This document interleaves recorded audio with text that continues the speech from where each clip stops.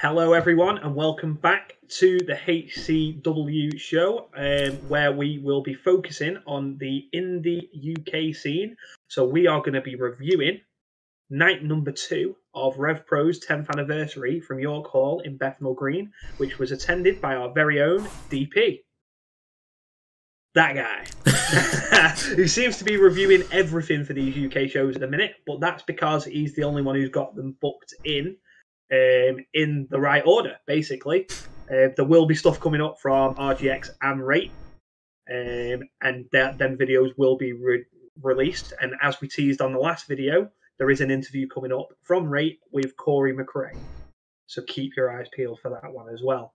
But you enjoyed night 1, DP, so we hope night 2 lived up to your expectations, where it was going to be main evented by Will Ospreay defending his UK Heavyweight Championship against Ricky Knight Jr., following the fallout from night 1, where Ospreay beat the crap out of him. Yes. Yeah, so hopefully it lives up to Dave Meltzer's 5-star rating that he gave it. We actually kicked the show off with the tag team match of the Greedy Souls against Destination Everywhere, and Connor Mills is not dead. Yes. So yeah, as you said, this is Greedy Souls, which is Brendan White and Danny Jones, taking on Destination Everywhere, which is, as we know, Michael Oku and Connor Mills, who is somehow on his 3rd match over 2 nights. But yeah, this starts off like night 1 match did, where Mills and Oku just can't agree on who's starting. Eventually this is settled and Oku starts with Brendan White. Immediately start things off, because I think Oku is feeling the tiredness of wrestling over 2 nights. He goes for a half crab almost instantly on White to try and submit White, but neither happens, and we do get the actual match. We get double springboard moves from both Mills and Oku in stereo on Jones and White respectively. We get what caught me off guard a little bit was Brendan White doing an outside dive, which, right, if you know Brendan White, he doesn't seem a type who could do an outside dive or would do an outside dive as part of his moveset. Yeah. But it was just a little off guard. But that takes out Mills for a moment, and then Mills is by where we're sitting, by the ramp, right, and he's getting checked on by not the ref, but like some of the other staff around the ring. So he might genuinely be hurt at this point, and we're thinking, oh, like, what has happened? Yeah, because is he actually hurt? Because we don't want. Well, everyone's a big fan of Destination Everywhere. Yeah, like, and it would be clear that they're going to win this match. So if that happens, what happens now? Did they do the X? Yes. WWE do. Yeah. So right, okay. So it is obviously if something has happened. There was an X. Right. I think I might have said that a bit too soon. Actually, I don't think it was. I don't think that was during this match. Right. Okay. Yeah, but even so it wasn't in this match, so you knew there was nothing seriously wrong, and he was still going to be able to go. I think so. Yeah. I mean, I wasn't overly concerned. It was just something that it was. I think there was like 3 or 4 people around him talking to him, so it was sort of a bit like, oh, okay, what's going on here? Yeah. But that match becomes Michael Oku versus Greedy Souls, essentially. Yeah. For the next few minutes, where Souls have control over Oku completely. Solidarity, however you want to word it. Yeah. After about 5 minutes or so, we get a lot of like Oku's like going to his corner and like there's no one there tagging, so he's forced to fight by himself. Meanwhile, White and Jones are using their teamwork to essentially break down and destroy Oku. Because don't forget, Greedy Souls are fresh. This is their first match over the 2 nights. Yeah. Whereas this is Oku 2nd and Mills is 3rd. Yeah, and Mills by all rights shouldn't be dead. Yeah. But after about 5 minutes or so of 2-on-1 action, Mills is finally up on his feet again. He gets to the apron, and we get the hot tag. Mills is in the ring. He's firing all cylinders. He runs forward towards White, turns around, and hits Oku in the face. Of course he does. I'm not joking. No. He literally gets in the ring, turns around, high kick directly to Oku. On purpose? Yes. Right, okay. I didn't know whether there was like someone ducking or something like that. No. Mills turns around and lands a high kick on Oku in the corner. And Oku slumps completely. Yep. He's down in the corner. Mills is looking at him, sort of like lifeless, sort of like not like sort of like I've done this now. And the crowd turn so quickly on Mills. Yeah. Because as I said, like, Oku's like beloved, like in the UK scene. Yeah. Like Mills has just turned on him right here in this match, and it's like, jeez, like you saw it coming, but even when it happened, you were still very surprised. Yeah. There's not much else to really say about it. Mills spits on him and then leaves, which made me think: isn't Mills the legal man? He's walking out. So he's counting out, really? No. Or should be? Well, no, because I just remembered now. He gets back on the apron and he lifts Oku's hand and tags the downed Oku. Right, okay. I just thought we had a thing where it'd be like an AEW ref. Mm-hmm. Yeah, I'm getting my things mixed up. No, you're okay. Yeah. You saw 2 nights of wrestling, mate. But yeah, so he tags in Oku, the downed Oku, I should add. And what follows next is what can only be described as what was expected. The Souls pick up Oku, hit the tag finisher, 1, 2, 3. Yeah. So my only gripe now with him tagging himself out was Oku holding the tag rope. No, it's a fair point. It's a fair point. No, like he's basically out of it, isn't he? So he's not going to be holding the tag rope. Mm-hmm. But that's just me being very, very picky. To be fair, Mills might have got to get to the end of the match. Yeah, no, you've got to get to the end of the match somehow, haven't you? I mean, they could have done the whole Mills walkout count out thing, but yeah, they could have done, but it's not a definitive ending, is it? It's like a bit shady. Yeah, I feel like it also helps the Souls as well. Yeah, if it's like, yeah, exactly, you're doing the other team a disservice if that happens. Like they've turned up, they've wrestled, they've got the win, but they haven't. Mm-hmm. So it's sort of like, yeah, at least letting them pin someone is getting them a win, like an actual win. Precisely, so, yeah. So like you said, the turn was a bit like, as much as you expected, it was still a bit of a shocker when it happened. Yeah. But I'm going to assume that's going to lead to a one-on-one down the line. Yeah, I'd hope it's another London show so I can watch it. Yeah, so you can go. Yeah. That's fair enough. After the match, everyone leaves, including the Souls. They celebrate a little bit and then they leave. Oku's still in the ring. He's down. Amira comes in. Holding the tag rope. Yeah. Amira comes in, his girlfriend. She comes into the ring, just like consoles him while everyone is cheering for Michael Oku. Yeah. Again, he's officially, the babyface of RevPro. Nice. Like everyone loves the guy. We're getting a lot of crowd approval for him.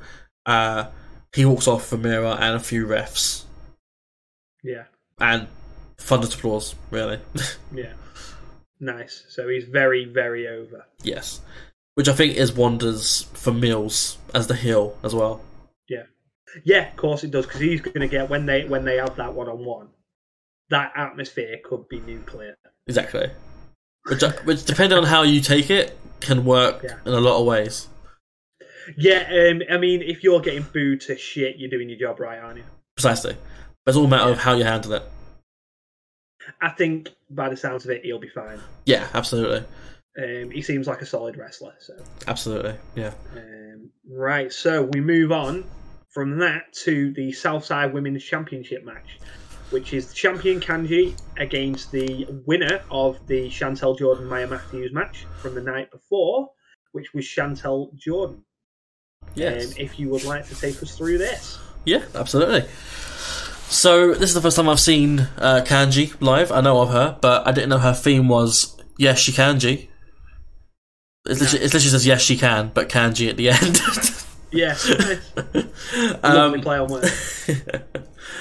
So this is a very much a grapple fest. So we get a lot of grappling to start things off, with a lot of strength tests.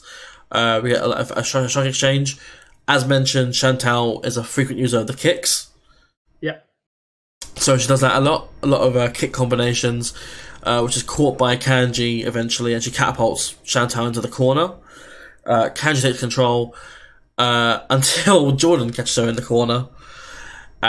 We then get two nasty kicks to Kanji's back. So Chantal wears kick pads, so you can hear the impact of that to skin. Yeah.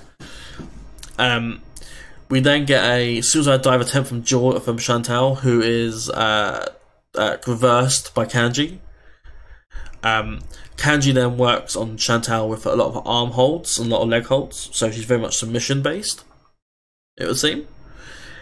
Kanji stretches Jordan's arm and leg, to which Chantal is then selling her arm and leg accordingly. Of course, Chantal comes back with more kicks and a corner knee as well, which is then followed by Meteora, which gets a 2 count. We then get some more elbow strikes from Kanji, who's back in control at this point.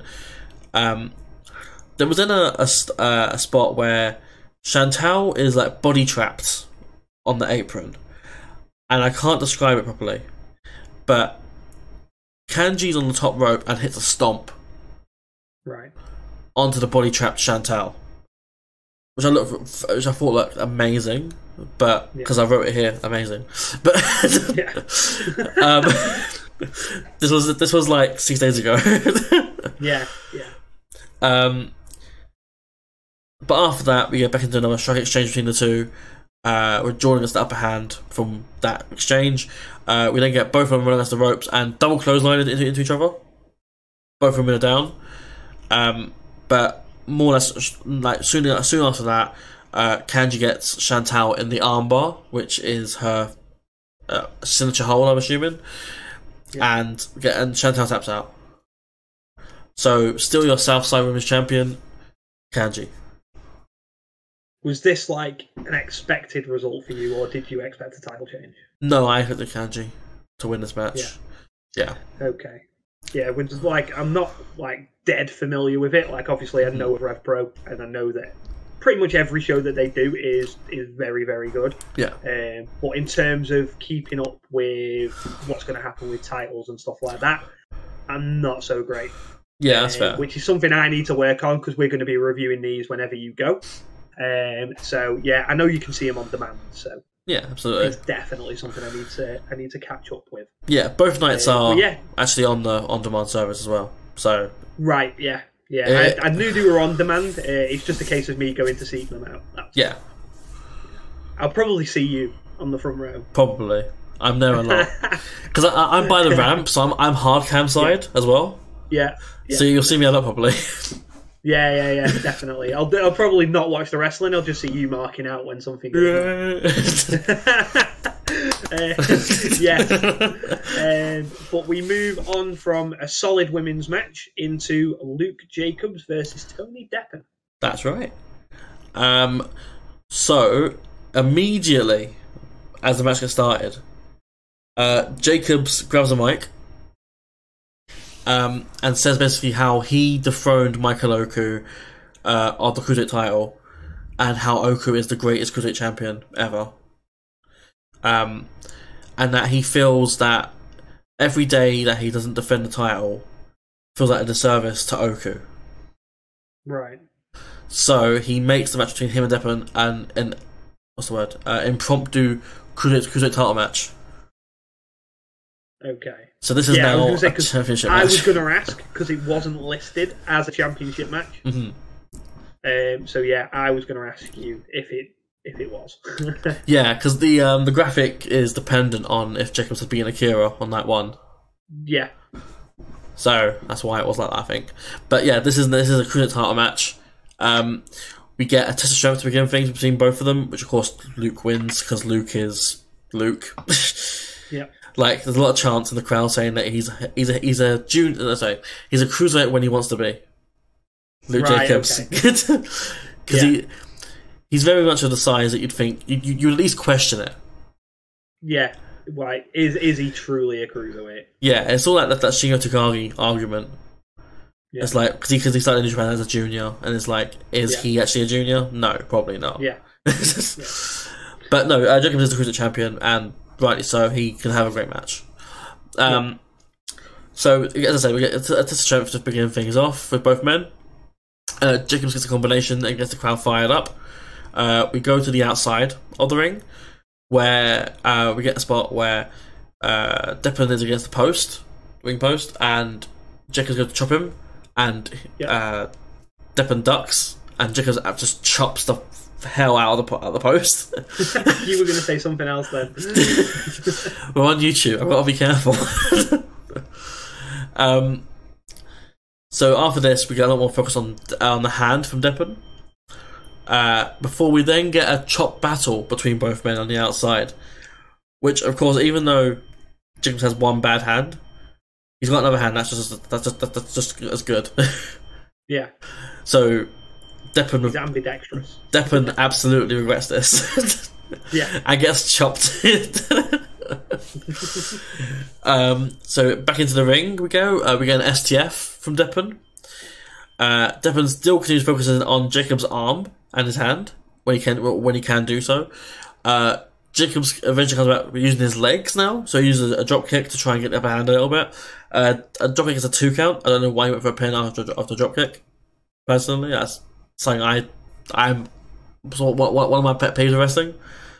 Is like going for a pin after a move. That's not typically a. Yeah, no, I understand what you're saying, but I just think like when they do stuff like that and it doesn't happen in every match, it's more the surprise element for the opponent. Just be like, they've taken a drop kick, so they're not expecting to be pinned. So then when they are, they like panic, and then it's just like, oh no, yeah. I always look at it like that, and I don't hate it in a match. Don't overuse it though. Like, don't go for pins constantly after like a clothesline or something like that. Oh, you mean like those? Yeah, every now and again, it's a nice little tidbit to add. Yeah, I imagine you're not a fan of the cruiserweight sort of like sweep down pin. Yeah, no, that gets a little bit too much because you know it's not going to finish the match. Mm-hmm. One day they'll surprise me anyway. But... Yeah.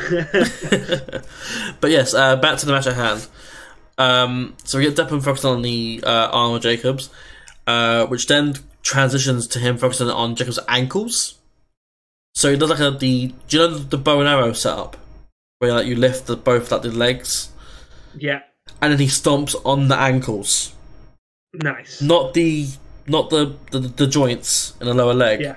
Literally the ankle he stomps on. Yeah.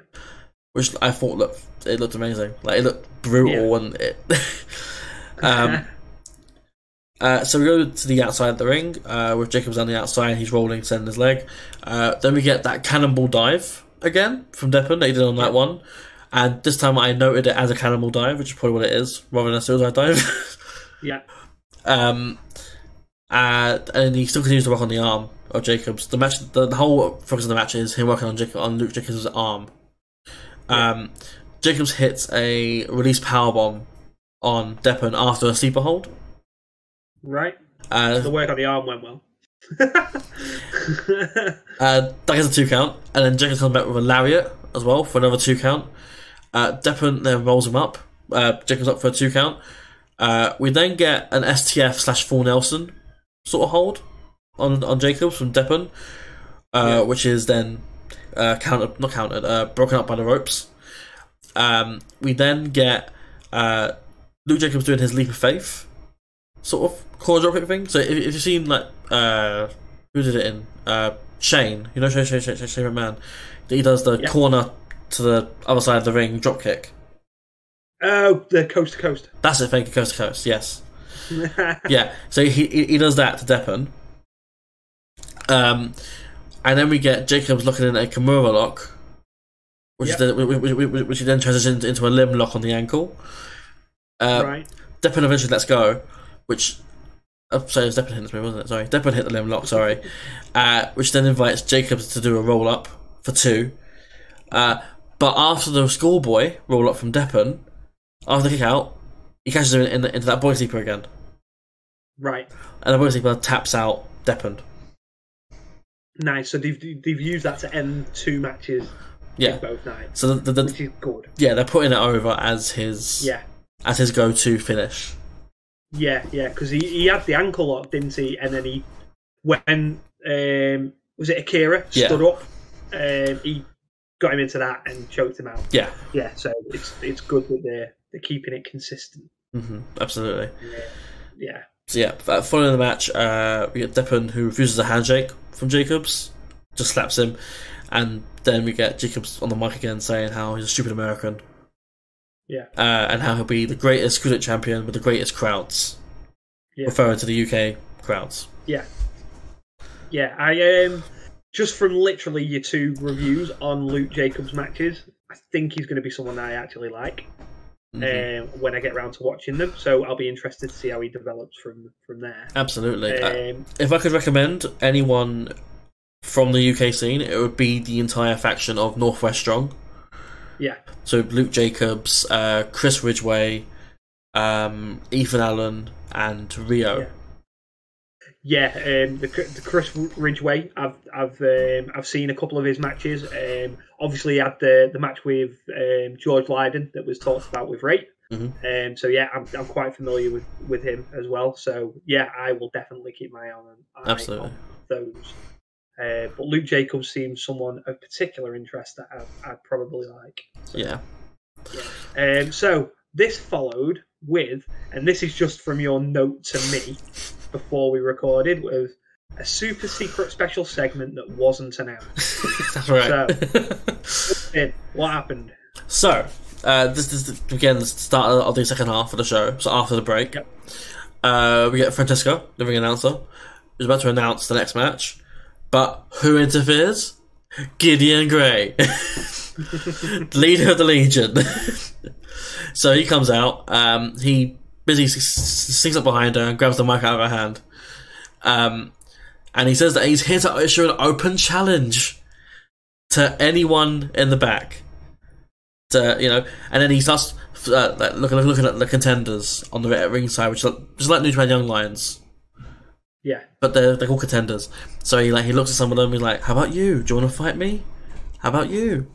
How about you? Do you think you can handle me?"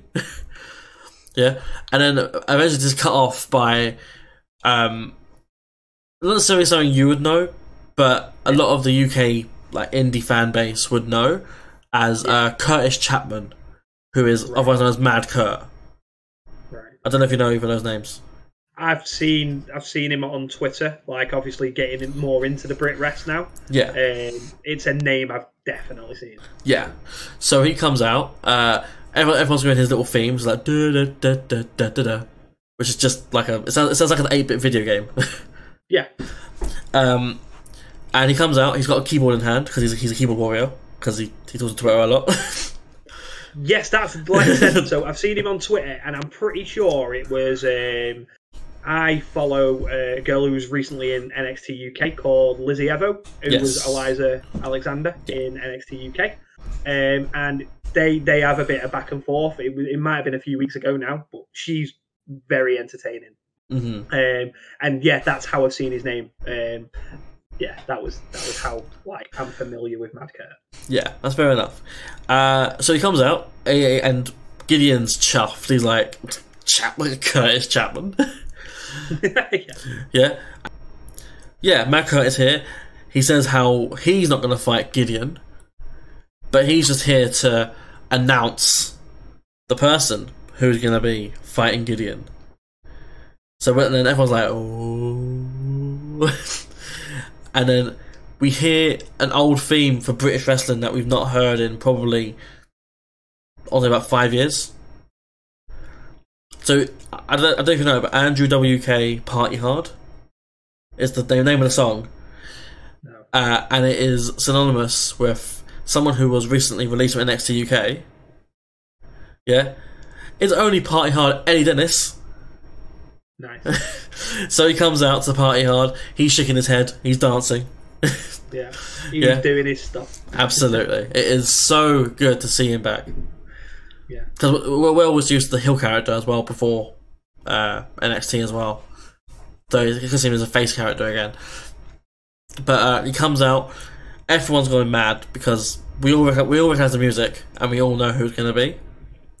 Yeah. He comes out, everyone loses their collective heads, thank you. And he comes in, and Gideon at this point, his face has dropped. Yeah.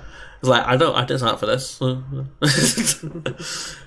But he comes in, accepts the open challenge, and then we get the official next match of the night, which is Gideon Gray versus A. Dennis. Nice. This goes for literally, as you imagine, like 2 minutes. Yeah, I was going to say, this is not going to go long at all. Yeah. So this is literally just Gideon gets a tiny bit of offense in, and after that, it's just A. Dennis the entire time. Dennis smash. Yeah, pretty much. He gets the win, and the next thing I wrote here was dance party. Nice. That's all I've written. My notes are literally Gideon getting some offense in, Eddie picks up the win, dance party. Yeah. So yeah, that was that segment. That was the Super Series segment that I mentioned.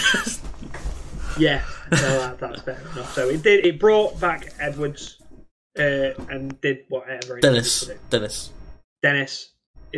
Sorry, my bad. It brought back Dennis, did what it needed to do. You can edit that out. I'm joking. Right, so that moves on to Speedball Mike Bailey in his second match of the weekend against Leon Slater. That's right, yes. Leon Slater representing the 0121, who will get a big faction in the UK as well. Slater's part of that group as well. He's probably the youngest of the group, I think. Yeah. And probably the least known of the group as well. But doesn't mean he's not impressive. But he's got himself a good spot here then as well. Absolutely. It was someone like Mike Bailey as well, who can easily, blend mesh as well. And yeah. But yeah, so this starts off with a handshake, high speed offense. We get a leapfrog into a dropkick from Slater. We get fighting on the outside of the ring. We get Bailey successfully doing his knee drop on Slater, which he couldn't do against Ospreay. Yeah. We get a exchange between the two. They take turns with chops. They go to the outside of the ring again, where there's an exchange on the outside, which then results in Bailey throwing Slater over the barricade, and this is right by where I'm sitting as well. Yeah. So he throws him over the barricade, but Slater jumps rather than gets thrown over the barricade. Yeah. So he's like, yeah, yeah, and then Bailey's like,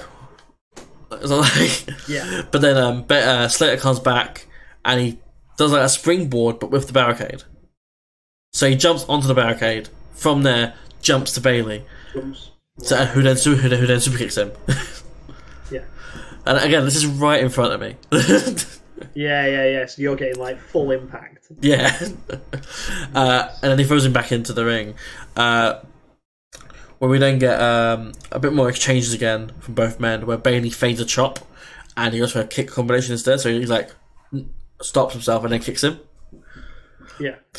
We then get Slater with a bit of higher speed offense with a corner drop kick, and Bailey basically just hits his finisher, the Flamingo Driver, which is a sort of arm trapped, cross legged electric chair driver sort of thing.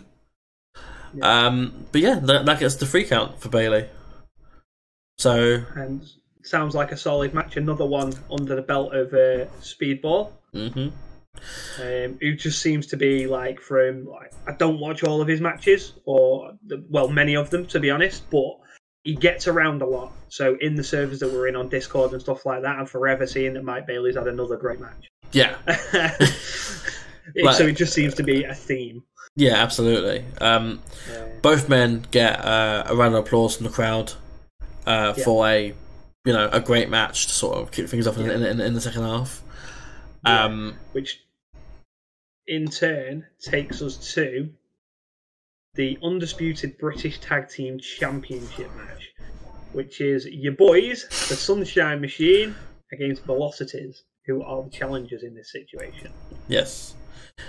So it's hard not to be a fanboy here. For those who don't know, I am a massive fan of Sunshine Machine. TK Cooper and Chuck Mambo. I followed them for a few years, and I'm just a huge fan of them. And they both recognise me, which is sounds quite fun. But yeah, so this is the, as you said, the tag team championship match between Sunshine Machine, TK and Chuck against the Velocities, Paris de Silva and Jude London. Way London. Of course, you've just done that. Of course, you have. Well, I'm a Londonian. What do you expect? You're a Cockney, mate. Not a Londonian. Come on. So to start things off in this match, we get an instant roll up, which gets 1, 2, kick out. But this is like a 2.9 kick out. We get a lot of offense, a lot of tag team offense from both sides. We get simultaneous suicide dives from the Velocities. We then get more tag team offense from Sunshine Machine, which will involve a lot of corner-based moves, a lot of tag-based moves. Eventually, the match starts to simmer down and starts to be a bit more controlled and calm. Sunshine Machine are in control of that match at the moment. We got a lot of regular tags between Mambo and TK. We get a bow and arrow on Paris the Silver from Chuck Mambo. We get an arm drag into the corner. So it's just like a running arm drag, and then body hits the corner from TK on the Paris. We then get the Velocity to come back into the match with a Tepicon Hilo over the top rope to take both TK and Mambo out. Yeah. We get Jude, who misses a moonsault, but he's still able to keep both at bay because he misses it and lands on his feet, but he's still able to take both out of it. Mambo prevents a top rope move from Jude, and with TK hits a combination of the back drop and then TK's frog splash for a 2 count. So we get a springboard stunner from Jude on both of TK and Chuck. We get what I've called here a Chuck assisted destroyer on TK. Where basically Paris jumps onto Chuck's back to hit a destroyer on TK. Yeah. We then get a poison runner on Chuck. Machine come back into it with super kicks from both of them onto both of Velocities.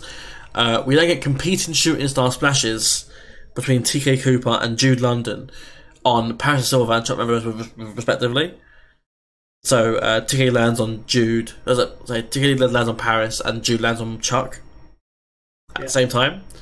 We then get an exchange between TK and Jude, but the headbutt from TK catches Jude off guard and knocks him out. We get a destroyer on the apron from TK, who then hits a shooting star splash from the apron onto the mat. The Velocities get rid of Chuck a bit later on in the match and almost get the win on TK twice with roll-ups. The Velocities are in control and hit a total elimination on TK for a 2 count. At this point, my heart is like, because you know, like personal bias completely on side here. So we get a beast lock from Chuck, which, if you're familiar, like the Brock lock, similar. So it like hooks the legs and holds them at chest level, and then sort of like pulls the arms as well. Yeah. We get then a cradle from that from Jude, which gets a 2 count. We get TK with power on Paris. We get dual submissions with the Sunshine Machine. We got a pinfall from the Velocities, which was broken up by TK's headbutt. We get more tag team moves where Sunshine Machine essentially hit a sort of power driver spike combination sort of thing, which only is a 2 due to a rope break. We then get Velocities hit a tag team move on Sunshine Machine, which is another 2 count due to a rope break. Sunshine Machine come back with more tag offense, where they make they make Jude attack Paris by accident, and then Sunshine Machine hit their finisher and pick up the pinfall victory, which is Chuck's springboard frog splash. Okay, so you were very happy at the end of this match. I was, yes. And I believe that also makes it 2 for 2 in successful defences on the night. Correct. Well, 3 for 3. Well, yeah. Yes, because Jacobs was a title match in here. Yeah. So overall, there's been over the course of the 2 nights, no title changes. No, not one. Not one. Which leads us to the main event. Did anything happen after the match, or was just everything just chill? It was just Velocity to go back to Australia, which is where they're from. Yeah. So it was just the chant from the crowd saying, "Please come back." Yeah. Because they're phenomenal talents. Nice. So at least it wasn't like a boo fest or something like that. So no. Both teams are severely loved by the crowds. It'd be hard done by to find people who don't like either or both. Yeah. Yeah. No, that's fair enough. So as I said before, we come to the main event of the evening, which is the Billy Goat Will Ospreay, champion, defending the undisputed British Heavyweight Championship against his challenger, Ricky Knight Jr. Correct. So this is the main event. This is a very pro RKJ crowd, a very pro Ospreay crowd. Again. Yes, what was the same crowd? More or less. We get a very fast start to the match. We go to the outside, RKJ control the match. Ospreay then counters a run on the outside with a kick to the face. We got RKJ pressing Ospreay on the barricade, where he then lariats him off it. Ospreay's in control and sends RKJ to the outside again, and sends the over the barrier. RKJ's a bit later on. RKJ's in the corner. We see multiple kicks and stops from Ospreay. At this point, I've written we get a very loud chants, I was like competing chants of "Let's go Ospreay RKJ." Yeah. RKJ fights back from Ospreay stomps with a dropkick to the corner. RKJ hits a topic on Hilo to Ospreay on the outside. We get a open hung DDT to Ospreay from RKJ. We then also get a Razor's Edge to Ospreay from RKJ. I'm not sure if he's got a name for it, like Ricky's Edge or something like that. But yeah, he hits that on Ospreay for a 2 count. We get Ospreay hitting his springboard Inseguri, which is, like the handspring into the spin kick sort of thing. Yeah.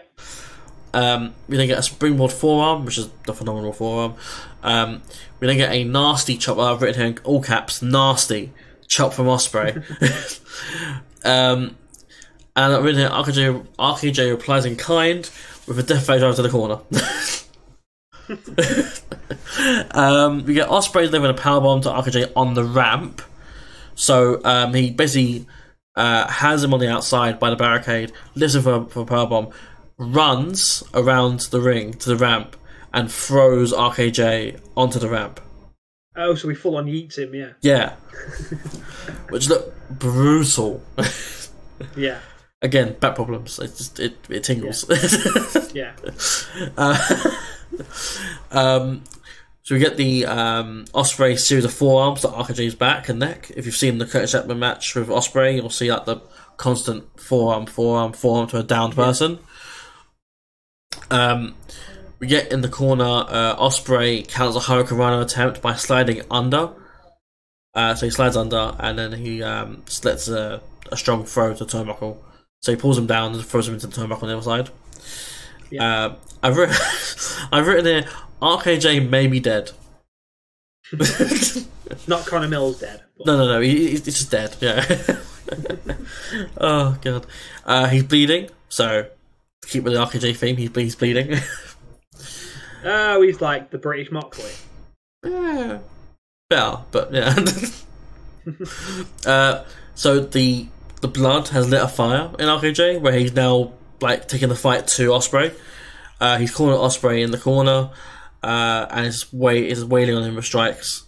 We've got a combination which results in RKJ hitting a poison Rana on Ospreay, but because Ospreay lands behind him in that position, momentum, testosterone, hidden blade to the back of the head. Hidden blade to the front of the head. 1, 2, kick out. Of course. So we got Ospreay going for another forearm on RKJ, which he misses. But RKJ's on weak legs, so he can't stay upright for too long. And this results in Ospreay hitting a series of kicks on RKJ, which brings him down to his knees. At this point, RKJ is out. Like he's on his knees, but he's out. Yeah. And then Ospreay takes down his elbow pad, gets ready for another hidden blade, and then what is perhaps one of the most obvious spots you can see. Yeah. The referee stands in front of RKJ. Yeah. So as Will runs towards RKJ just moves out of the way and hidden blade to the ref. Yeah. We then get the sit-out driver from RKJ, which is his finisher. And sure enough, he does do the whole pin, like, with no ref. Yeah, with no ref. So he would have won. Yeah, precisely. But we do get a new ref come down eventually. We can get another striking exchange. Very Fire Pro-esque combination here, where both men scream as they're hitting each other. We then get a powerbomb reversed into a destroyer, which basically just like if you can picture it, sort of like the lifting, hook the legs, turnover, destroyer. 2 count. RKJ goes for a hidden blade, for his own hidden blade. As he goes for it though, Will catches him with a Spanish fly, and then out of nowhere, the second ref gets taken down. So at this point, Will grabs the belt at ringside, which is the I think it was the New Japan US title rather than the RevPro title. And RKJ stops this from happening. He basically just like kicks the belt out of his hand, grabs it, and hits Will with the title.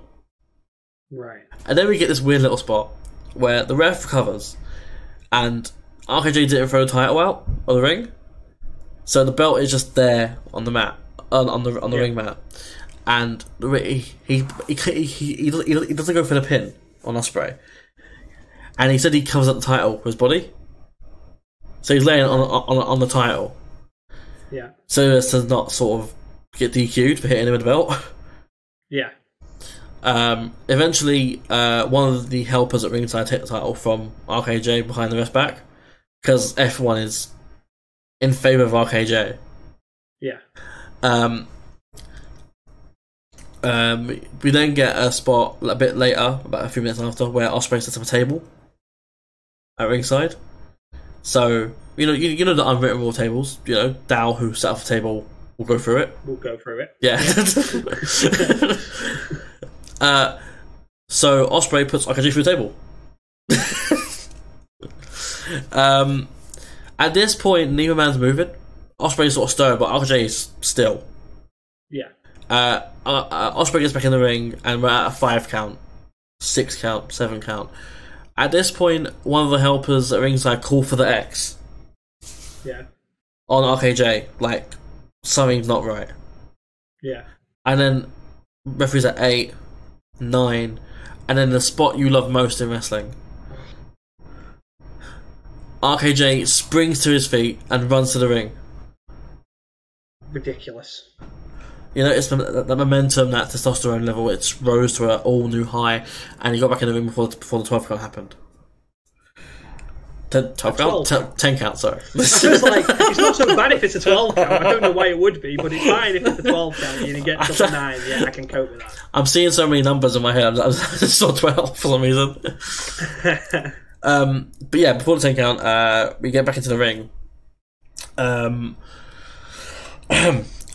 We get a tombstone from Ospreay, and he goes for the whole Rainmaker pose for like Okada.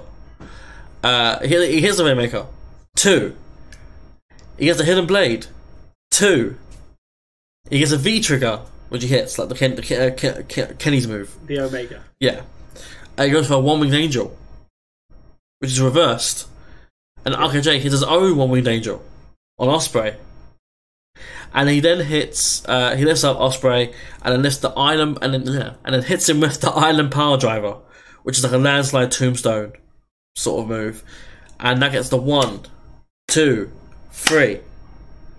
Yeah. New champion. After, after 2 years or so of Ospreay holding the title. I was going to say, Ospreay's had that title for a long time. Yeah. So I think he had it pre-pandemic. Yeah. So he's been champion for that long. Yeah.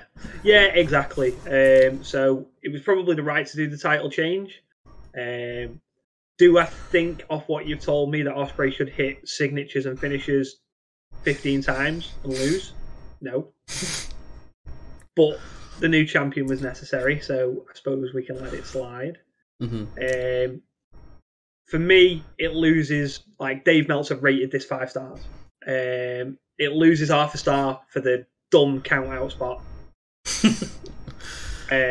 I will go and watch this match, but would you agree with Meltzer that this was a 5-star match? No. I mean, I thoroughly enjoyed this match, but my match of the night was the tag match before. Yeah, okay. That for me is the 5-star, and this is like a 4.5, 4.75. Yeah. Okay. So, in terms of, we've now reviewed both nights. Match of 2 nights. Which one? It'd probably be Machine and Velocities. Yeah. So you're sticking with the tag matches being there. Yeah. There's no bias in there at all. None. No, this is purely me going off the matches themselves and not my absolute love for Sunshine Machine. Yeah. Because at the same time, I appreciate Aussie Open, I appreciate Ospreay, I appreciate Bayley. Yeah. I appreciate the women's wrestling as well. Yeah, this is purely off the match itself. Yeah, the match quality. Yeah, and everything that was like the story that was told. Yeah, fair enough. It'll be interesting because I'm pretty sure Rate will watch this show, or both of them. Mm-hmm. It'll be interesting to see what he thinks as well. Mm-hmm. So it's a bit of a shame we couldn't get him on, but as we said before, he is filming something special with Corey McRae, so we will look forward to that coming out. But yeah, in terms of both nights of the RevPro, you and your friend enjoyed yourselves. Absolutely. And are looking forward to the next one. Absolutely. Well, I am. I don't think they'll be coming next time. No. It's a bit of a trek. Yeah. But in terms of Ospreay, do you think that's him done with RevPro for a bit now, or do you think he might come back? So he has put out a tweet since obviously we're recording this like nearly a week after the show. He's put out a tweet. I can't remember when it was. It was either like the day before or yesterday. Where he mentions about the on demand and like he mentions like he's gonna take a step back for a while. Yeah. So I think this is him, not fully done, but this is him done. Yeah. For a bit. Yeah. Just sort of letting Ricky Knight run with the title. Precisely. Yeah, because if it's not working, I suppose they can always bring Ospreay back and just give him the belt. Yeah, precisely. Or, go further back in that, go as that same junior. Yeah. Well, yeah, you never know. Mm-hmm. I used to forget about Zach. I always have him predominantly New Japan. Mm-hmm. So, yeah, I do forget about ZSJ. But yeah, so it was a fun time had by all, which brings us to the end of night 2 and the end of this review. So thank you very much, DP, for attending and reviewing every match. Solid work as always. And what we would like you to do is like, subscribe on the YouTube, go to the Discord, give us a follow. We talk about all sorts in the Discord, from wrestling to football that DP doesn't like. We have loads of fun stuff going on in the Discord. There's different channels for different things. You will find something you like to talk about in there, and people are quite interactive. So we have a lot of stuff going on at the moment. We have our social medias attached to the video, so give them a follow. And our show Twitter is at the HCW Show. Give us a follow on there as well. But that is a goodbye from me and a goodbye from DP. Thank you very much for watching.